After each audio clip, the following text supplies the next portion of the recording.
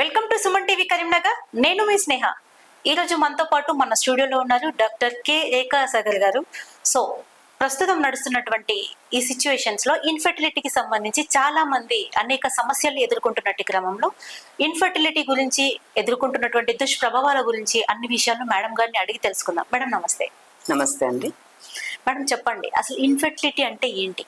Infertility అంటే సంతానం లేకపోవడం, అంటే దానికి గల కారణాలు ఏదైతే మనకి సంతానం లేకపోవడానికి ఉంటాయో వాటితో ఎదుర్కొన్న సమస్యలను ఎవరైతే ఫేస్ చేస్తారో వాళ్ళకి ఇన్ఫర్టిలిటీ ఉంది అని చెప్తాము.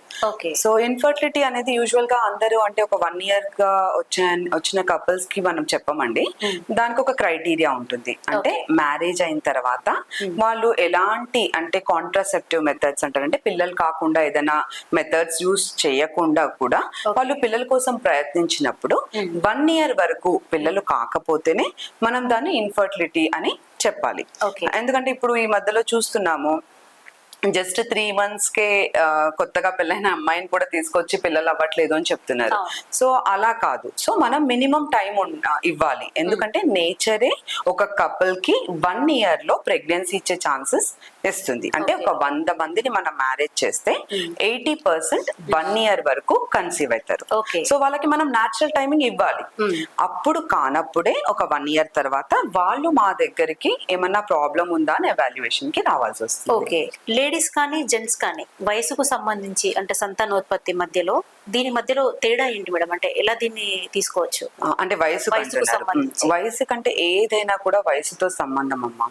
ఎందుకంటే మనం ఇప్పుడు ఈ మధ్యలో అంటారు కదా, ఎందుకు ఇంత ఇన్ఫర్టిలిటీ ప్రాబ్లం ఎందుకు ఈ జనరేషన్ లో ఉంది, ఇంతకు ముందు జనరేషన్ లో ఎందుకు లేదు అంటే one of the main reasons మనం ఏజ్ అని చెప్పుకోవచ్చు. ఓకే, ఎందుకు అంటే లేడీస్ ఒక 25 years దాటి అంటే 30 years వరకు కూడా కొంచెం మ్యారేజ్ చేసుకోకపోవడము, అంటే వాళ్ళకు కూడా వర్కింగ్ లో ఉండడం కానీ చదువుకోవడం కానీ దాని వల్ల ఏజ్ అట్ మ్యారేజ్ అనేది కొంచెం పెరిగింది.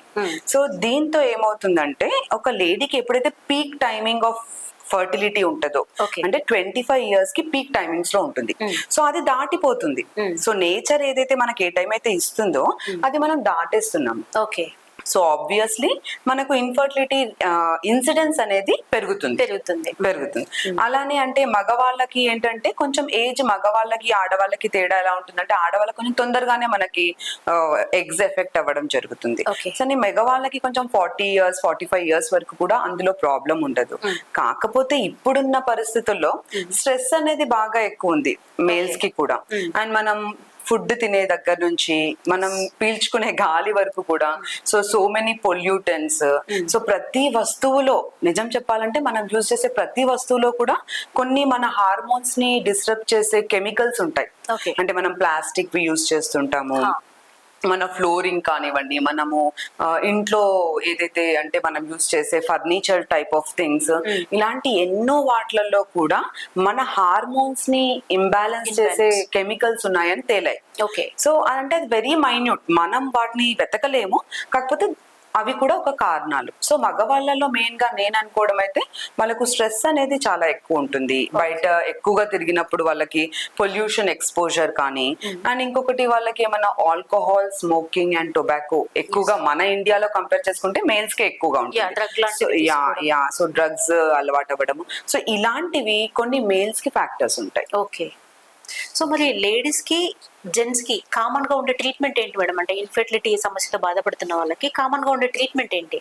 సో ఫస్ట్ 1 year తర్వాత ఎప్పుడైతే మేము రమ్మని చెప్తామో అప్పుడు ఫస్ట్ వాళ్ళకి ఎవాల్యుయేట్ చేస్తాం. అంటే ఫీమేల్ కి ఏమన్నా ప్రాబ్లం ఉందా స్కాన్ చేసి బ్లడ్ టెస్ట్ చేసేసి వాళ్ళకి హిస్టరీ మెయిన్ గా అంటే వాళ్ళ క్లినికల్ హిస్టరీ, వాళ్ళు ఎలా అసలు ఋతుస్రావం వాళ్ళకి రెగ్యులర్ గా అవుతుందా, వాళ్ళ ఫిజిక్ కూడా లావుగా ఉన్నారా, ఇంకేదైనా కారణాలు ఉన్నాయా అవి ఫస్ట్ తెలుసుకుంటాం. డేట్ వచ్చినప్పుడు పెయిన్ కానీ ఇలా ఈ హిస్టరీలో కూడా కొన్ని మాకు తెలుస్తూ ఉంటాయి ప్రాబ్లమ్స్ ఏంటి అనేసి. అండ్ ఇంకోటి వాళ్ళకి మ్యారేజ్ ముందు గైనకాలజిస్ట్ ఏమైనా కన్సల్ట్ అయ్యి ఏదైనా ఆపరేషన్స్ ఏమైనా ఓవేరియన్ సిస్ట్ కి జరిగాయా, లేకపోతే PCOD ప్రాబ్లమ్ తో ఉన్నారా, సో వీటిని మనం చూస్తూ ఉంటాము.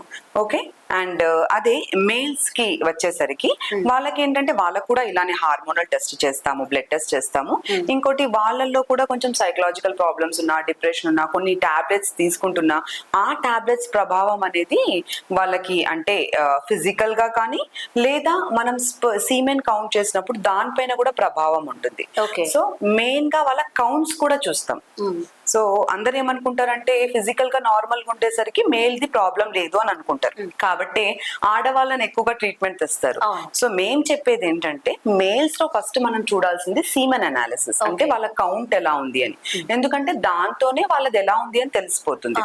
సో ఆ కౌంట్స్ చూసామనుకోండి, ఒకసారి మేము కపుల్ కౌన్సిలింగ్ చేసామంటే ఏంటి ప్రాబ్లం అని తెలుస్తుంది. దాన్ని బట్టి మనం ట్రీట్మెంట్స్ అనేది అంటే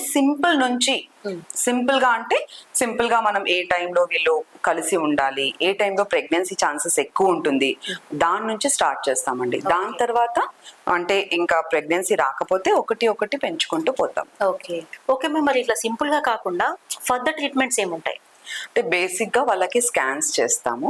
ఓకే, స్కాన్స్ చేసి టైమ్డ్ ఇంటర్ కోర్స్ అంటాం, ఏ టైంలో కలవాలి, ఇది ఫస్ట్ ట్రీట్మెంట్. దీంతో కాకపోతే తర్వాత ఫీమేల్ కి ట్యూబ్ టెస్ట్ అని ఉంటుంది. ఓకే, అండ్ కౌంట్స్ ని బట్టి మేల్స్ కి మనం రిపీట్ చేయాలా లేదా అనేది చూస్తాం. దీంతో కూడా కన్సీవ్ కాకపోతే నెక్స్ట్ స్టెప్ IUIకి వెళ్తాం. IUI అంటే హస్బెండ్ ఇంద్రియమే వైఫ్ లో గర్భసంచిలో వేయడం. ఇది ఏంటంటే న్యాచురల్ కంటే కూడా 20% కన్సెప్షన్ రేట్ ని పెంచుతుంది. అందరు ఏమనుకుంటారంటే అంటే గైనకాలజిస్ట్ వచ్చిన దగ్గరగానే ట్రీట్మెంట్ పెట్టంగానే కన్సీవ్ అవ్వాలి కదా, మేడం ఎగ్ వచ్చింది అంటుంది, అన్ని బాగానే ఉంది అంటుంది, అయినా కన్సీవ్ అవ్వట్లేదు. అందరు తెలుసుకోవాల్సింది ఏంటంటే న్యాచురల్ కన్సెప్షన్ అనేది 1 year టైం పడుతుంది. నేను ఇంతకు ముందు చెప్పినట్టు అందుకోసమే మేము 1 year చూసి రండి అని చెప్తాం. సో మా దగ్గరకు వచ్చిన తర్వాత కూడా 1 year టైం పడుతుంది. మేము ఎగ్ తేవడానికి కొన్ని ట్రీట్మెంట్స్ ఇస్తాము, కానీ టైం పడుతుంది. సో దానికంటే ఇంకొంచెం ఫాస్ట్ గా అవ్వాలి అంటే IUIకి వెళ్ళాలి. ఎవ్రీ మంత్ 20% కన్సెప్షన్ రేట్ పెరుగుతుంది. IVF ఈ IUI ప్రొసీజర్ లో ఒక 6 times వెళ్ళిన తర్వాత కూడా కన్సీవ్ కాకపోతే ఫైనల్ గా IVF ఉంటుంది. సో ఈ ప్రకారంగా వెళ్లాల్సి వస్తుంది. ఇంకోటి కొన్ని అంటే మేం ఒక కపుల్ ని చూసినప్పుడు చాలా పెద్ద సమస్యలే ఉంటాయి, అంటే సింపుల్ గా స్టార్ట్ చేయలేం వాళ్ళని. సో వాళ్ళకి కౌన్సిలింగ్ చేసి మీరు డైరెక్ట్ గా IUIకి వెళ్ళాలి లేదా డైరెక్ట్ గా IVFకి వెళ్ళాలి అనేసి పూర్తిగా ఎక్స్ప్లెయిన్ చేసి వాళ్ళకి చెప్తాం. ఓకే, ఇప్పుడు చూస్తున్నటువంటి పరిణామాలలో IUI బెటర్ అంటారా లేక IVF బెటర్ అంటారా? అంటే ఎక్కువగా ఏది నడుస్తుంది? అంటే నిజం చెప్పాలంటే IUIకి 20% కన్సెప్షన్ రేట్ అమ్మా. IVF ని కంపేర్ చేసుకుంటే 50% కన్సెప్షన్ రేట్. ఓకే, సో దీంట్లో కూడా డిఫరెన్స్ ఉంది. సో IUI అనేది ఒక 6 months ఓపిక పట్టాల్సి వస్తుంది. కాకపోతే సింపుల్ గా ఉన్నప్పుడు మనం డైరెక్ట్ IVF ఎప్పుడు చెప్పము, వాళ్ళకి టైం ఇస్తాము, IUIకే వెళ్ళమని చెప్తాం. సో చాలా మంది IUIకే వస్తారు, డైరెక్ట్ IVF కి ఎవరు రారు. ఓకే, సో ఈ IUI అయిపోయిన తర్వాత నెక్స్ట్ IVF కి కౌన్సిల్ చేస్తాము. ఎందుకంటే IUI చేసినా కూడా కన్సీవ్ అయినప్పుడు కొంచెం ఎక్కువ ఛాన్సెస్ ఉన్న దానికి ప్రయత్నిస్తాం. సో ఈ IVF అనేది ఒక్కసారి ప్రొసీజర్ చేస్తాము, లేదంటే 2 times చేస్తాము. సో ఈ 2 times లోనే మనకి ఒక లేడీకి ప్రెగ్నెన్సీ వస్తుందా లేదా అనేది తెలిసిపోతుంది, అండ్ 50% ఛాన్సెస్ ఉంటుంది. సో కంపారిటివ్లీ అన్నిటికంటే IVF లోనే సక్సెస్ అనేది బెటర్ గా ఉంటుంది. మరి ఎలాంటప్పుడు ఇన్ఫెర్టిలిటీతో బాధపడుతున్న వాళ్ళలో ఎక్కువగా మానసికమైన ప్రభావం ఎలా పడుతుంది అంటారు వాళ్ళ పైన? అంటే ఇప్పుడు చెప్పాను కదా 3 months కే తెస్తున్నారు ఒక లేడీని, పిల్లలు అవ్వట్లేదంటే. సో అప్పటి నుంచే ఒక లేడీకి ప్రెషర్ పడిపోతుంది, అంటే నా వల్ల ఏదో ప్రాబ్లం ఉంది అంటే లేడీ కూడా అలానే ఆలోచిస్తుంది. అంటే మన ఎమోషనల్ ని బట్టి females are very emotional. So వాళ్ళకి ఎలాంటి దృక్పథం ఏర్పడుతుంది అంటే మేబీ నా వల్లనే ఏదో పిల్లలు అవ్వట్లేదు, ఎందుకు ఇది కారణం. అసలు 1 year ట్రై చేస్తే కదా ప్రెగ్నెన్సీ వస్తుందా లేదా అని తెలుసుకుంటుంది. సో ఆ టైం వాళ్ళకి ఇవ్వాలి, లేకపోతే మెంటల్ గా కూడా వాళ్ళు ప్రతి మంత్ యాంగ్షియస్ అయిపోతారు. ఇప్పుడు PCOD ప్రాబ్లం ఉన్న చాలా మంది పెళ్లికి ముందు యూజువల్ గా అంత పట్టించుకోరు దాన్ని. అంటే డేట్ రాకపోయినా మదర్ అయినా ఓకే ఉంటది, అమ్మాయి అయినా ఓకే ఉంటది, కానీ అదే మ్యారేజ్ అయిన తర్వాత ప్రతి మంత్ వాళ్ళకి ఒకలాంటి స్ట్రెస్ అవుతూ ఉంటది. ఇంట్లో అత్త అడగడం కానీ ఇంకెవరన్నా అడగడం కానీ, నీకు డేట్ వచ్చిందా, మళ్ళీ ఎందుకు ప్రెగ్నెన్సీ రావట్లేదు, నీకు డేట్ దాటినా కూడా ప్రెగ్నెన్సీ లేదంటున్నావు. అంటే irregular cycles are very common nowadays. So ఆ ఇర్రెగ్యులర్ సైకిల్ వాళ్ళకి ఆబ్వియస్లీ మెంటల్ టెన్షన్ అనేది పెరుగుతూ ఉంటుంది. ఇంట్లో వాళ్ళతో అంటే వాళ్ళు కూడా ఫీల్ అవ్వడము, దాని తర్వాత ఈ గూగుల్ సెర్చ్ చేసి ఏదేదో అనుకోవడము. ఒక ప్రాపర్ డాక్టర్ దగ్గరకు వచ్చి కారణాలు తెలుసుకుంటేనన్నా మేము చెప్తాం ఆగండి మీరు ఇలా వెయిట్ చేయొచ్చు అనేసి. Yes, ma'am. సో వాళ్ళే గూగుల్ అంటే ఆ టైంకి రాకపోతే గూగుల్ సెర్చ్ చేస్తారు. సో యూట్యూబ్ లో చూడడం కానీ ఇవన్నీ మనకి ఏమన్నా ట్రీట్మెంట్స్ కి వెళ్ళాల్సి వస్తుందేమో అవన్నీ అనుకోవడం వల్ల మెంటల్ స్ట్రెస్ అనేది పెరుగుతుంది. యా మేడం, అలాంటప్పుడు కొన్ని అపోహలు కూడా ఉన్నాయి దీని పట్ల. అంటే ఐవీఎఫ్ ట్రీట్మెంట్ కి వెళ్తే కొంతమంది నెగిటివ్ థాట్, అంటే అసలు స్పెర్మ్ మాకు సంబంధించింది నా అవతలి వాళ్ళు యూస్ చేస్తున్నారా అనేది ఒకటి ఉంటుంది కదా, దాని పట్ల. ఇది మంచి క్వశ్చన్ అమ్మా, ఎందుకంటే మాకు దీని గురించే మేము అందరికీ చెప్తూ ఉంటాం. Yeah. అసలు ఐవీఎఫ్ వచ్చిందే మీ పిల్లల్ని మీకు ఇవ్వడానికి. ఎస్. సో మీరు ఐవీఎఫ్ గురించి అవగాహన తెలుసుకోవాలి. ఈ పక్కింటి వాళ్ళు చెప్పారో, ఎవరు ఫోన్ చేసి చెప్పారో, ఎవరు ఇంట్లో వాళ్ళు చెప్పారో అది కాదు. ఐవీఎఫ్ అనేది మీ పిల్లల్ని మీకు ఇస్తాం. ఎప్పుడు మీరు తొందరగా వచ్చి ప్రాపర్ గా ఎవాల్యుయేట్ అయ్యి నిజంగానే చిన్న పద్ధతిలో కన్సీవ్ అయితే కన్సీవ్ అవ్వండి. లేదు ఒక గైనకాలజిస్ట్ మీకు ఐవీఎఫ్ కి వెళ్ళండి మీకు ఈ ప్రాబ్లం ఉందని చెప్తే మళ్ళీ రిటర్న్ ఇంటికి వెళ్ళి చూద్దాంలే ఇంకో 2 years కాకపోతే వెళ్దాము అనేసరికి ఉన్న ఎగ్స్ అయిపోవడం కానీ ఏజ్ పెరగడం కానీ అంటే వేరే ఫ్యాక్టర్స్ అన్ని యాడ్ అయిపోతాయి. సో అప్పుడు వాళ్ళకి కన్సీవింగ్ కెపాసిటీ తగ్గిపోతుంది. మీరు ఎంత ఐవీఎఫ్ కి వెళ్ళి మేము ఎన్ని lakhs స్పెండ్ చేస్తామన్నా కూడా age is the first most important factor IVF లో. సో అప్పుడు మీరు తొందరపడి రావాల్సి వస్తుంది. సో మేము ఏజ్ ని బట్టి మీ ఎగ్స్ తోని మీ స్పర్మ్ తోనే చేస్తాం. ఓకే. అందుకోసమే 50% కన్సీవింగ్ కెపాసిటీ ఉంది. ఒక మంత్ లో ఒక లేడీకి 20% ఉంటది. అన్ని ఎవాల్యుయేట్ చేసి భర్తకి నార్మల్ ఉన్నా హస్బెండ్ కి నార్మల్ ఉన్నా కూడా 20%. కానీ మేం చేసే ఐవీఎఫ్ పద్ధతిలో 50% ఛాన్సెస్ కూడా ఉంటాయి. సో ఎందుకు అంటే ఆ ప్రొసీజర్ అలాంటిది. డైరెక్ట్ గా మేము అన్ని కొన్ని రూల్ అవుట్ చేసుకొని పెడతాం కాబట్టి కొంచెం ఆ ఛాన్స్ అనేది పెరుగుతూ ఉంటుంది. So age factor. సో వీళ్ళ ఎగ్గే యూస్ చేస్తాము, వాళ్ళ స్పర్మే యూస్ చేస్తాం. అలా అని డోనార్స్ కి వెళ్ళారా మేడం అని అడగొచ్చు మీరు. సో దానికి కూడా వెళ్తాము, కానీ అది లిటరలీ 40 years దాటిన వాళ్ళకి. ఓకే. అండ్ హస్బెండ్ లో నిజంగానే స్పర్మ్స్ లేవు, అన్ని ఎవాల్యుయేట్ చేసాము, అప్పుడు ఏం చేస్తారు? సో వాళ్ళే విల్లింగ్ గా హస్బెండ్ అండ్ వైఫ్ వాళ్ళు ఒప్పుకున్న తర్వాతనే ఇవన్నీ లీగల్ గా చేసే ప్రొసీజర్స్. సో అన్నెసెసరీగా వీళ్ళకి తెలియకుండా, అంటే చాలా మందికి అపోహలు ఏముంటాయంటే ఒక ఐవీఎఫ్ సెంటర్ కి వెళ్ళంగానే మాకు ఏవేవో పెట్టేస్తారేమో అందుకోసమే కన్సీవ్ అయిపోతారు వాళ్ళు, నిజంగానే వాళ్ళదా అంటే ఏవైనా ఖర్చుతో కూడుకుందమ్మా. ఏ సెంటర్ కూడా అవుట్ ఆఫ్ ద వే వెళ్ళి వేరే ఎంబ్రియోస్ పెట్టడం అనేది అది ఇంపాసిబుల్. అండ్ ఇప్పుడు లీగల్ కాంప్లికేషన్స్ చాలా పెరిగాయి. ఏఆర్టీ అంటే ఆర్టిఫిషియల్ రిప్రొడక్టివ్ టెక్నిక్స్. ఈ ఐవీఎఫ్ అన్ని కూడా దాని కిందికి వస్తాయి. దాంట్లో ఎన్నో రూల్స్ అండ్ రెగ్యులేషన్స్ కూడా వచ్చాయి. సో మేము ఇవన్నీ రూల్స్ అండ్ రెగ్యులేషన్స్ ఫామ్ చేసి ఇవన్నీ చేస్తూ ఉంటాము. సో ఫస్ట్ అన్ని సెంటర్స్ లో కూడా 80% వాళ్ళ ఓన్ ఐవీఎఫ్ అవుతాయి. మిగతా 20%, ఎందుకంటే ఇప్పుడిప్పుడే ఐవీఎఫ్ గురించి అవగాహన వస్తుంది కదా. సో కొంతమంది 20% వాళ్ళు ఆల్రెడీ 45 years అయిపోయినాయి. సో వాళ్ళు రావడము, వాళ్ళకి ఎగ్స్ లేకపోవడము, హస్బెండ్ లో స్పర్మ్ లేకపోవడము, ఇలాంటి వాళ్ళకే ఇది చేస్తాం. సో తప్పనిసరి పరిస్థితుల్లో లీగల్ గానే చేస్తాం. ఇవన్నీ లీగల్ గా హస్బెండ్ అండ్ వైఫ్ తో సంతకాలు తీసుకొని ఎక్స్ప్లెయిన్ చేసి కౌన్సిలింగ్ చేసి వాళ్ళు విల్లింగ్ అయితేనే ఇది చేస్తాం. అంటే ఇది జస్ట్ అడాప్షన్ కి ఒక ముందు మెట్టు. Okay ma'am. ఇప్పుడు ఐవీఎఫ్ సక్సెస్ రేట్ ఎలా ఉందంటారు? ఐవీఎఫ్ సెంటర్ టు సెంటర్ కూడా మారుతూ ఉంటుందమ్మా. సో మనం ఐవీఎఫ్ ల్యాబ్ అన్ని ప్రకారాలుగా ప్రాపర్ గా మెయింటైన్ చేస్తే సక్సెస్ అనేది 50% వరకు వెళ్తుంది. అండ్ క్యూములేటివ్ సక్సెస్ అంటారు, అంటే ఒకటేసారి పెట్టింది కాకుండా ఒకసారి ఫెయిల్ అయినా కూడా ఎంబ్రియోస్ ఉంటే 2-3 సార్లు పెడతాం. అప్పుడు 3 times వాళ్ళు వెళ్తే మటుకు 70% సక్సెస్ ఉంటుంది. ఓకే. అలాగే మేడం, ఇప్పుడు ఇంతకుముందు మనం అనుకున్నాం హార్మోనల్ ఇన్బ్యాలెన్సింగ్ అని, దాని యొక్క ప్రభావం ఎలా ఉంటుంది ఇన్ఫర్టిలిటీ మీద? అంటే ఇప్పుడు పెళ్లి కాని అమ్మాయిలకి పీసీఓడి ఉంది. సో పీసీఓఎస్ ప్రాబ్లమ్ తో చాలా మంది ఫేస్ అవుతున్నారు. ఇర్రెగ్యులర్ సైకిల్స్, ఇది హార్మోనల్ ఇంబ్యాలెన్సే. సో దీనికి ఎన్నో కారణాలు ఉంటాయి. మళ్ళీ వాళ్ళలో వెయిట్ కానీ, వాళ్ళు తినే ఫుడ్ కానీ, వాళ్ళ లైఫ్ స్టైల్ కానీ. సో దీని వల్ల లేడీస్ అనే వాళ్ళు ఎవరైతే పెళ్లి కాకముందే ప్రాబ్లమ్స్ ఫేస్ చేస్తున్నారో ఖచ్చితంగా ఆబ్వియస్లీ వాళ్ళకి పెళ్ళైన తర్వాత కూడా కొంచెం ఇంప్లికేషన్స్ ఉంటాయి. ఓకే, అందరికీ అని చెప్పలేం కానీ ఇంప్లికేషన్స్ ఉంటాయి. సో ఈ హార్మోనల్ ఇంబ్యాలెన్స్ పేరెంట్స్ ని మనం ముందుగానే కొంచెం ట్రీట్ చేసుకుంటే అవగాహన ఉంటుంది. పెళ్లిగాని అమ్మాయిలకు చెప్పడం కానీ, వాళ్ళ పేరెంట్స్ కి చెప్పడం కానీ, సో లైఫ్ స్టైల్ మోడిఫికేషన్స్, వాళ్ళు ఫుడ్ తినేది ఎలా తినాలి, మళ్ళీ ఎలా ఎక్సర్సైజ్ చేయాలి అనేది చెప్తాము. ఇది ఒక టైప్ అంటే ఫీమేల్స్ లో. అదే మేల్స్ లో కూడా కొన్ని ఫ్యాక్టర్స్ ఉంటాయి.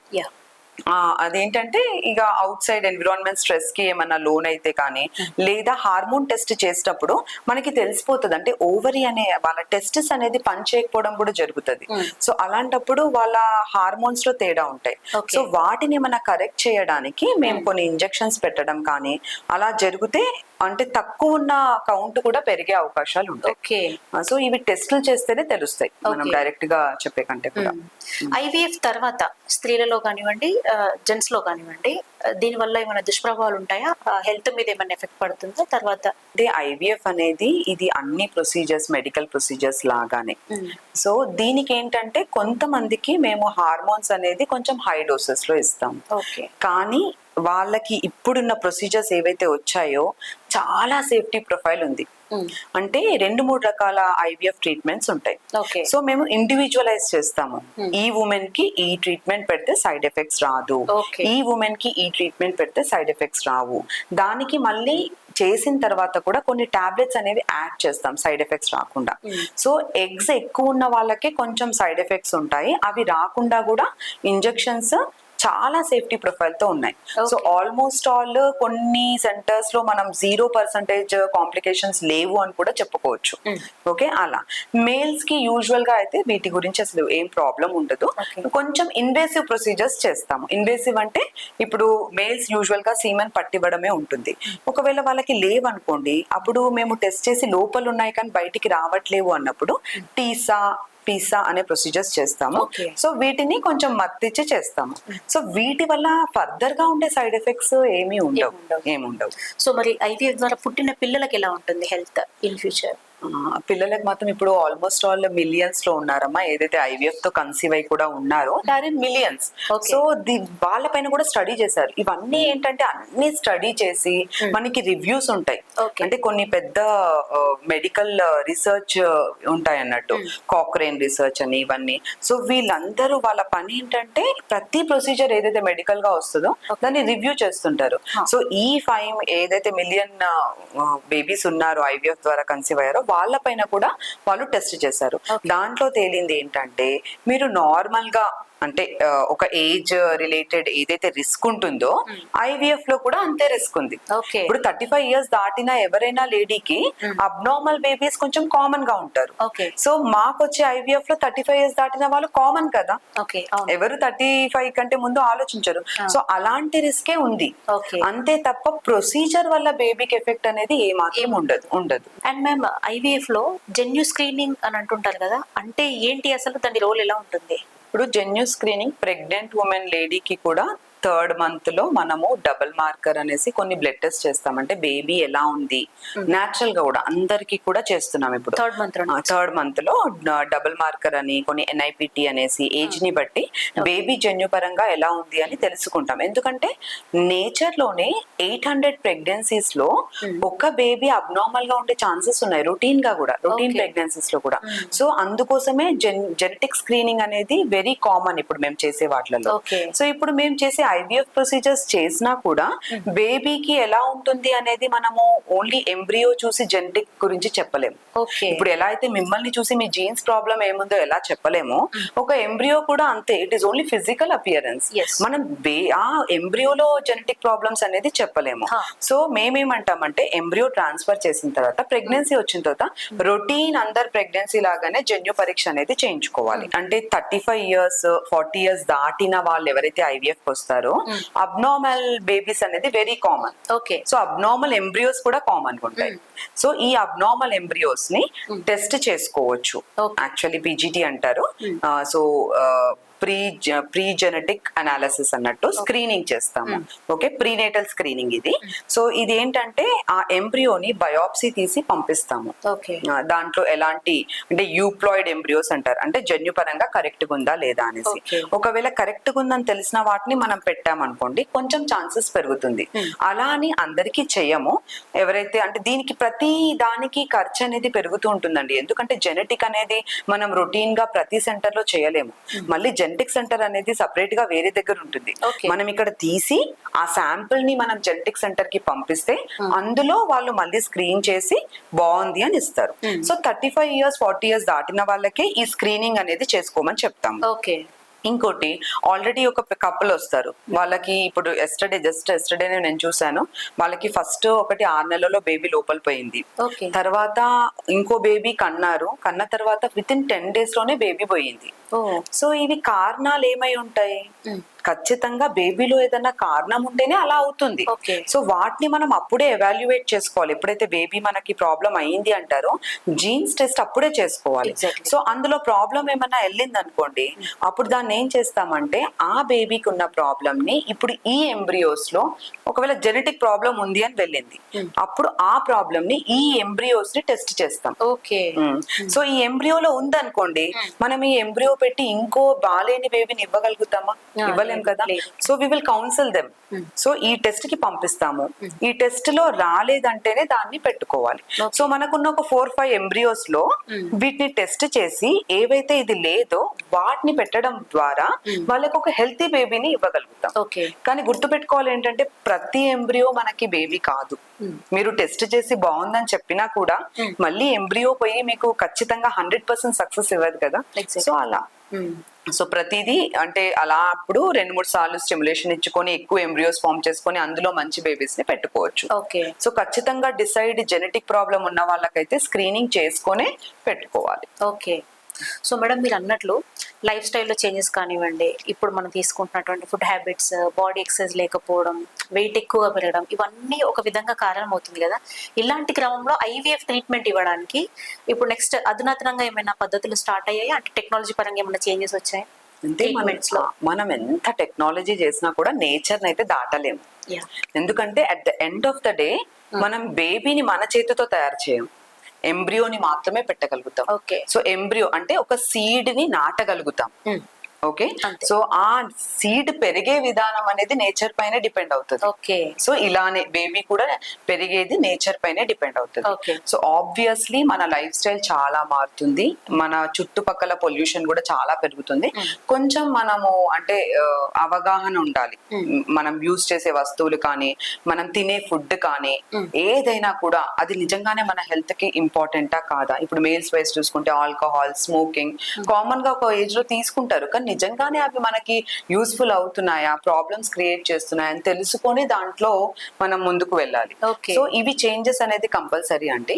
ఇంకోటి లైఫ్ స్టైల్ చేంజెస్, మీరు అన్నట్టు ఒబేసిటీ పెరుగుతుంది. ఎందుకు ఒబేసిటీ పెరుగుతుంది? ఎందుకంటే ఫాస్ట్ ఫుడ్స్ ఎక్కువైనాయి. మనం అసలు ఆ టైంలో ఎప్పుడైతే వెయిట్ పెరుగుతుంటారో, ఈ పెళ్లి కాని పిల్లలు వెయిట్ అయితే పెరుగుతుంటారో, వాళ్ళు ఆ టైంలో అసలు అవగాహన ఉండదు ఎన్ని ప్రాబ్లమ్స్ ఫేస్ చేస్తారని. రివర్స్ అవ్వడం కష్టం. సో అట్లీస్ట్ పేరెంట్స్ గా కానీ చెప్పడము, వాళ్ళని కొంచెం వెయిట్ రెస్ట్రిక్ట్ చేయడము, ఎక్సర్సైజ్ చేయించడము. ఇప్పుడు స్కూల్స్ లో కూడా పీఈటీ అన్ని తగ్గిపోయినాయి. సో ఈవెన్ గవర్నమెంట్ పరంగా కానీ, లేకపోతే ఎడ్యుకేషనల్ పరంగా కానీ, టీచర్స్ కూడా ప్రిన్సిపల్ లెవెల్లో వీళ్ళు చూసుకోవాలి. హెల్త్ కూడా బాగుండాలి. హెల్త్ అనేది ఒక సబ్జెక్ట్ ఉండి వాళ్ళకి ఎక్సర్సైజ్ అనేది పెట్టి మళ్ళీ వాటిని ప్రోత్సహిస్తే ఇవన్నీ కొంచెం తగ్గుతాయి. ఇవన్నీ మాత్రమే మన చేతిలో ఉన్నవి. సో దాన్ని దాటిన తర్వాత IVF అనేది కొన్ని యంత్రాలతో పెంచగలుగుతాము. ఇప్పుడు ఏంటంటే ఫస్ట్ IVF అంటే సింపుల్ ప్రొసీజర్ ఉండేది. IVF లో ICSI అని వచ్చింది.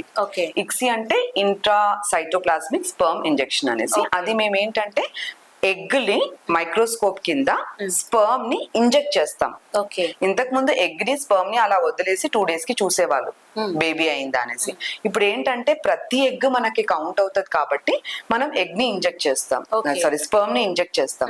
దీని వల్ల మనకి కొంచెం రేట్ అనేది పెరుగుతుంది.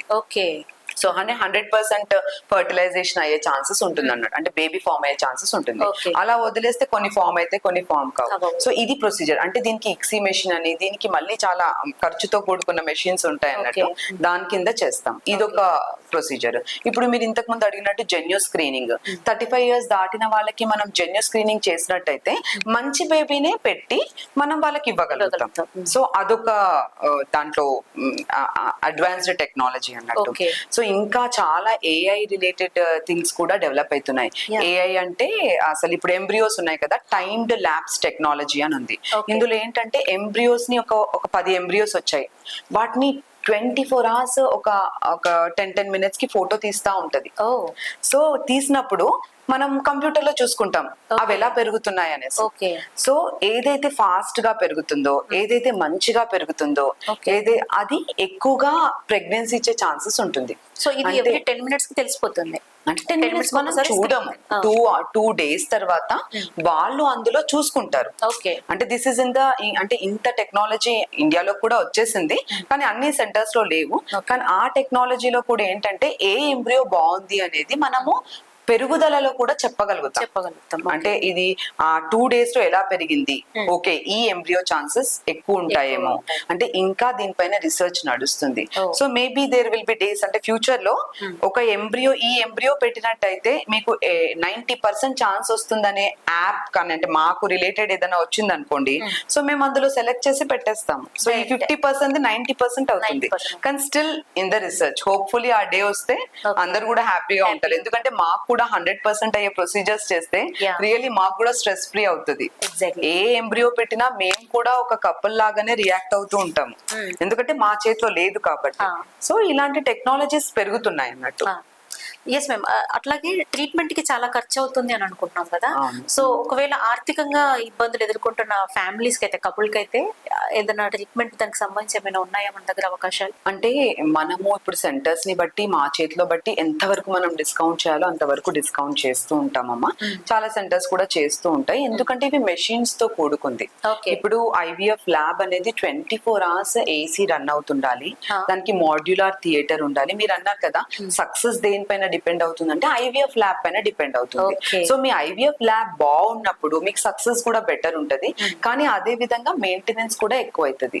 సో మనం చాలా తగ్గించేసి అంటే ఫ్రీగా చేస్తున్నాం అవి ఇవి కూడా మనకి వర్తించదు. సంథింగ్ విచ్ ఇస్ రియలీ నిజంగా ఉండేది మనం పేషెంట్ కి చెప్పాలి, ఎథికల్ గా ఉండాలి. సో ఇందులో ఏంటంటే కొంచెం మట్టుకు ఖర్చు అయితే ఉంటుంది, అంటే comparative to the other treatments. కానీ ఇంతకు ముందు లక్షల్లో అయ్యేది ఇప్పుడు నియర్ టు 1 to 2 lakhs అవ్వడం అనేది చాలా గ్రేట్, ఎందుకంటే చాలా తగ్గించేసాం. ఇంతకు ముందు యాక్చువల్గా ప్రీవియస్ గా ఒక 10 years కింద చాలా ఖర్చు ఉండేది. ఫోన్స్ లాగా మనకు అప్పట్లో ఫోన్స్ ఎంత కాస్ట్ ఉండేది, ఇప్పుడు ఎలా టెక్నాలజీ పెరిగిందో. సో ఇది కూడా మేబీ ఫ్యూచర్ లో ఇంకా అప్డేట్ అయ్యే కొద్దీ రీచబుల్ ఉంటది, అందరికి రీచబుల్ ఉంటది. అండ్ ఇంకోటి అర్థం చేసుకోవాల్సింది ఏంటంటే, ఇది పెళ్లిళ్ళు అవ్వడానికి ఏదైతే లిమిట్ పెడుతున్నారో పిల్లల కోసం లిమిట్ ఉండట్లేదు. అవును. మేమేమంటామంటే పెళ్లి ఏ టైంలో అయినా చేసుకోవచ్చు, కానీ పిల్లలకి దేవుడు అనేది ఏజ్ ఇచ్చేసాడు. సో ఆ ఏజ్ లోనే మీరు చేసుకోవాలి. అండ్ మనము ఈ జనరేషన్ లో మాల్ కి వెళ్ళినప్పుడు ఎన్నో ఖర్చు పెడుతున్నాము, ఒక కార్ కొంటే డిప్రిషియేషన్ అమౌంట్ ఎన్నో ఖర్చు పెడుతున్నాము.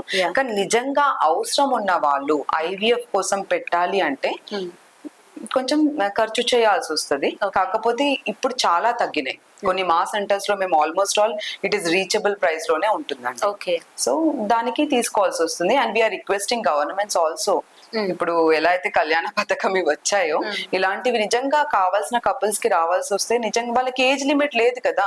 ఇప్పుడు మీరు ఏజ్ అయిపోయిన తర్వాత పోయి ఏం చేసినా కూడా కష్టం. సో అంటే గవర్నమెంట్ ఇంటర్వ్యూన్ అయ్యి వచ్చే వరకు కొంచెం టైం పడుతుంది. సో పిల్లల్ని కనాలి అంటే ఏ ఏజ్ లిమిటేషన్ వరకు అయితే బెటర్ అంటారు? అంటే ఇప్పుడు నన్ను చెప్తే, నేను కూడా చదువుకునే టైంలో వి థాట్ లైక్ 30 నా PG అయిపోవాలి, అది అయిపోవాలి. After realising, after becoming an IVF specialist, I am really thankful to God that I have 2 babies. Okay. అంటే so even we have realized that age ఎవరి గురించి ఆగదు, మన ఏజ్ కానీ ప్రకృతిలో ఉన్న ఏది కూడా మన గురించి ఆగదు. సో పీక్ ఫర్టిలిటీ అనేది 25 years ఉంటుంది, 25. అది ఇండియాలో. Okay. So don't compare with foreign countries. మనకి వాళ్ళకి ఆల్మోస్ట్ ఆల్ 10 years తేడా ఉంటది. సో మనం ఫారెన్ కి వెళ్ళేసి వాళ్ళలాగానే 40 years కి అందామంటే అది కాదు. ఓకే. చాలా డిఫరెన్స్ ఉంటుంది జీన్స్ లో. Yeah. మీరే చూస్తారు కదా, ఇక్కడ జీన్స్ అక్కడ జీన్స్ చేంజ్ ఉంటుంది కాబట్టి. సో మన ఇండియాకి మాత్రం పీక్ ఫర్టిలిటీ 25. ఓకే. సో అందరూ అమ్మాయిలకి ఈ అవగాహన ఉండాలి. బికాస్ నాకు తెలీదు, ఇది మ్యారేజ్ అయ్యే వరకే ఈ సిచ్యువేషన్ వచ్చానంటే now it is very late. Everybody should have awareness before marriage also. ఇదంతా ఐడియా ఉండాలి సో దట్ దే క్యాన్, అంటే వాళ్ళ నాలెడ్జ్ తోనే అవేర్నెస్ తోనే ముందుకెళ్తారు. Okay. After 35 almost all chances తగ్గిపోతుంది. ఓకే. అండ్ ఆఫ్టర్ 40 చాలా 0% అని కూడా చెప్పొచ్చు. నెక్స్ట్ అదే క్వశ్చన్ అడగబోతున్నా నేను. అంటే మెన్ అయితే 35 వరకు మ్యారేజ్ చేసుకుని సిచ్యువేషన్ చూస్తున్నాం కదా, అప్పుడు పాసిబిలిటీస్ ఉంటాయి అంటారా? సేమ్ ఇదే మళ్ళీ ప్రాసెస్ కి వెళ్ళిపోవాలా? మెన్ అంటున్నారా? మెన్ కి కొంచెం తేడా ఉంటుందండి, ఒక 10 years తేడా ఉంటుంది వీళ్ళకి వాళ్ళకి. సో వాళ్ళకి 40-45 ఇస్ ఓకే. ఫర్ లేడీ 40 అంటే అలానే చూడండి, ఏజ్ తో బట్టి స్పర్మ్స్ లో కూడా చేంజెస్ వస్తాయి ఫస్ట్ థింగ్. సో ఏదైనా యంగ్ ఇస్ యంగే. కానీ ఫీమేల్స్ లో మాత్రం ఏంటంటే కౌంట్ తగ్గిపోతుంది. సో 40 తర్వాత ఛాన్సెస్ చాలా తగ్గిపోతాయి. సో మీకు ఎక్కువ సార్లు స్టిమ్యులేషన్ ఇవ్వడము, ఉన్న ఆ 1-2 eggs లోనే మళ్ళీ అబ్నార్మల్ ఎంబ్రియో ఉంటే పెట్టకపోవడం, ఇవి చాలా కామన్ అవుతాయి. So they should hurry up 30 వరకు అట్లీస్ట్ కనడానికి ట్రై చేయాలి. 30 వరకు. కానీ ఇప్పటి డేస్ లో ఎక్కువ స్టడీస్ అని లేదంటే జాబ్ లో సెటిల్ అవ్వాలి అంటే ఇప్పుడు ఎన్ని అంటే అన్నిటి గురించి అవేర్నెస్ ఉన్నప్పుడు it's better we should have reproductive awareness. మన నుంచి పిల్లలు అవ్వడము, అసలు మన రిప్రొడక్టివ్ కెపాసిటీ ఏంటి అని అవేర్నెస్ తెచ్చుకోవాలి.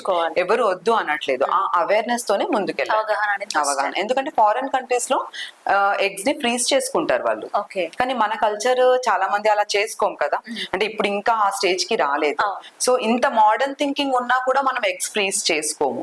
సో అలాంటప్పుడు మన నుంచి మనకు అయ్యే కెపాసిటీ ఎప్పుడుంది అని కూడా ఒకసారి అవగాహన తెచ్చుకోవాలి. సో మ్యామ్, ఇప్పటి వరకు ఇంత డిస్కస్ చేసాం కదా, ఓరల్లీ న్యాచురల్ గా గర్భధారణ దొరకాలి అంటే దీనికి ఎలా తీసుకోవచ్చు? ఓకే. సో అంటే ఇప్పుడు అందరూ పెళ్లి కాని అమ్మాయిలు కూడా వీటికి అవగాహన ఉండాలి ఫస్ట్ థింగ్. ఎందుకంటే ఏజ్ అనేది చాలా ముఖ్యం. సో మీరు మీ ఫర్టిలిటీ రేట్ న్యాచురల్ గానే కన్సీవ్ అవ్వాలి, మాకు ఎలాంటి ట్రీట్మెంట్స్ మేము తీసుకోము, ప్రాబ్లం ఉండకూడదు అంటే ఒక 25 years పీక్ ఫర్టిలిటీలో ఉంటుంది కాబట్టి యాజ్ ఎర్లీ యాజ్ పాసిబుల్ వాళ్ళ అంటే ఇండివిజువలైజ్ ని బట్టి అర్లీగా అంటే ప్లాన్ చేసుకోవడం బెటర్. ఫస్ట్ థింగ్ అర్లీగా ప్లాన్ చేసుకోవాలి. సెకండ్ థింగ్, వాళ్ళకి ఆల్రెడీ PCOD ఉంది, ఇర్రెగ్యులర్ సైకిల్స్ ఉన్నాయి. సో ఫస్ట్ ఒకసారి గైనకాలజిస్ట్ అవగాహన తీసుకోండి, ఏదైనా ప్రాబ్లమ్స్ లేకుండా ముందే చూసుకోండి. ఓకే. ఇంకోటి, మ్యారేజ్ అయిన తర్వాత చాలా మంది చూస్తుంటాను నేను, వచ్చంగానే వాళ్ళు ఆల్రెడీ 29 years ఉంటారు, మేము 3 years వరకు అనుకోవట్లేదు అని చెప్తారు. సో ఆల్రెడీ ఏజ్ పెరిగిపోయింది, మళ్ళీ మీరు ఇంకో 3 years అనుకుంటున్నారు. సో మ్యారేజ్ అయినప్పుడు 1 year లోనే కపుల్ కౌన్సిలింగ్ కి రండి.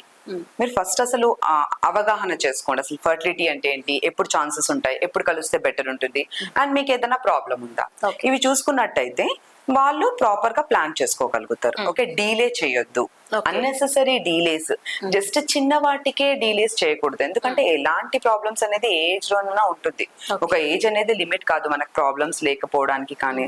సో అన్నెసెసరీ డీలేస్ చేయకూడదు. ఓకే. ఇంకోటి, వెయిట్ ఏమైనా ఎక్కువ ఉన్న వాళ్ళు కానీ, వాళ్ళు ముందుగానే మ్యారేజ్ కంటే ముందో లేదో మ్యారేజ్ అర్లీలోనో కొంచెం వెయిట్ తగ్గించుకోవడం చేయాలి. అండ్ ఫాస్ట్ ఫుడ్స్ కానీ ఇలాంటివి అవాయిడ్ చేయాలి. అంటే అన్యాచురల్ ఫుడ్స్ ఇవన్నీ కూడా కొంచెం అవాయిడ్ చేసి కొంచెం ఎక్సర్సైజ్ లెవెల్స్ పెంచుకున్నట్టయితే వాళ్ళకి న్యాచురల్ గా అయ్యే ఛాన్సెస్ పెరుగుతుంది. And for 1 year they have to try. So try చేసిన తర్వాత కాకపోతేనే వాళ్ళు ఇన్ఫర్టిలిటీ అనుకోవాలి. 5 months కే మాకు కాలేదు, ఇంకా ఏదన్నా ట్రీట్మెంట్స్ కి వెళ్దాము అంటే ఎలానో మా దగ్గరకు వచ్చినప్పుడు సింపుల్ గా ఇదే చెప్పి పంపించలేం కదా. సో గైనకాలజిస్ట్ ఏం చేస్తారంటే ఎగ్ ఎలా వస్తుంది అలా ట్రీట్మెంట్ స్టార్ట్ చేస్తారు. సో మీరు 1 year వరకు ఇవన్నీ అవగాహనలోకి పెట్టుకొని ప్రాపర్ గా ట్రై చెయ్యండి. చేసినప్పుడు కూడా రాకపోతే మా ఇన్వాల్వ్మెంట్ ఉంటుంది. అండ్ న్యాచురల్ ఛాన్స్ అనేది ప్రతి మంత్ అంటే ఒక 100 కొంతమంది కపుల్స్ లో నార్మల్ గా ఉన్న కపుల్స్ లో 20 మెంబర్స్ కన్సీవ్ అవుతారు. ఓకే. సో దీన్ని బట్టి ఏమవుతుంది, ఒక 3 months కి ఇంకొంతమంది కన్సీవ్ అవుతారు, ఇంకో 5 months కి ఇంకొంతమంది, by 1 year 80 members couples conceive అవుతారు. దీని ఒక గుడ్ రేటే కదా. కానీ ఈ రేటు కూడా ఏజ్ ని బట్టే ఉంటది. ఓకే. సో హైయెస్ట్ పీక్ ఎప్పుడైతే యంగ్ ఏజ్ లో ఉంటారో వాళ్ళకే ఇలాంటి కన్సీవింగ్ కెపాసిటీ ఉంటుంది.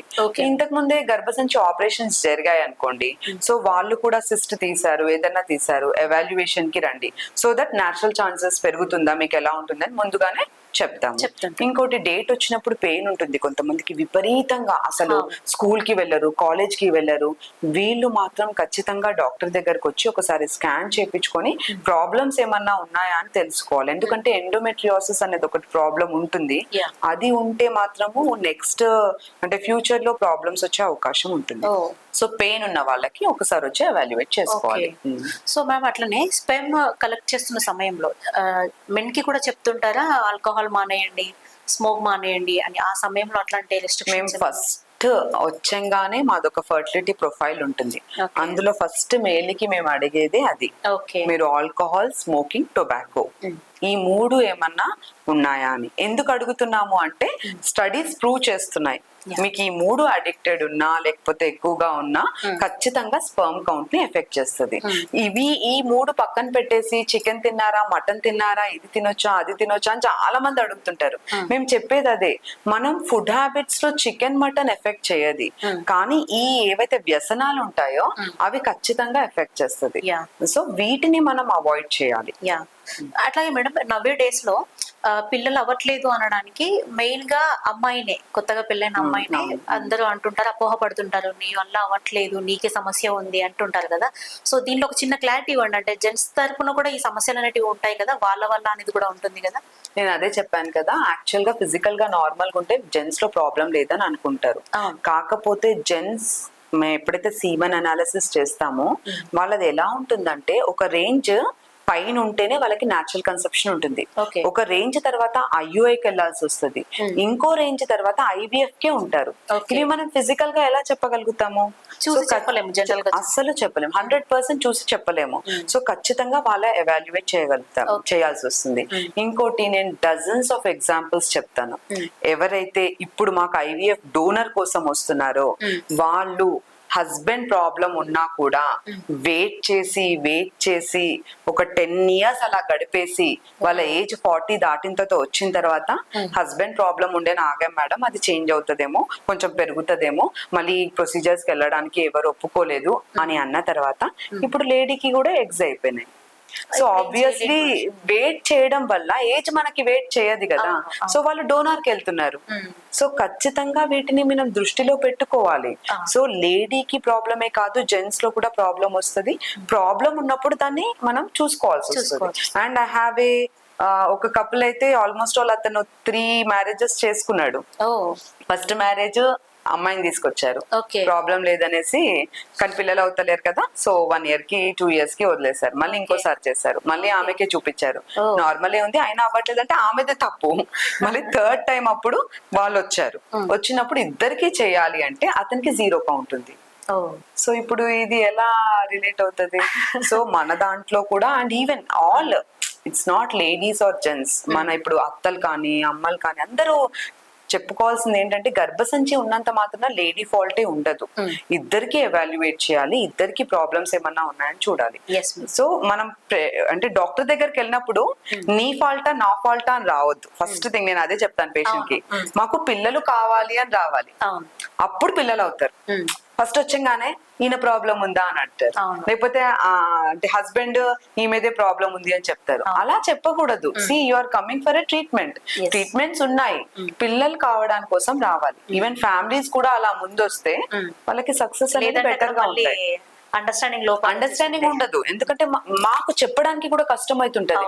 ఇప్పుడు జస్ట్ ఇలా చెప్పామా, ఈయనకి కౌంట్స్ తక్కువ ఉన్నాయి అనగానే రివర్స్ అయ్యే ఛాన్సెస్ ఉంటుంది, తప్పు ఇక్కడే తక్కువ ఉంది అనేసి. మళ్ళీ ఈమెకి ఫాల్ట్ చెప్పామా, ఈమెదే తప్పు ఉంది అని చెప్తారు. అది తప్పు కాదు, ఏ లేడీకైనా కూడా ప్రెగ్నెంట్ అవ్వాలనే ఉంటది, మేల్స్ కి కూడా ఫాదర్ అవ్వాలనే ఉంటది.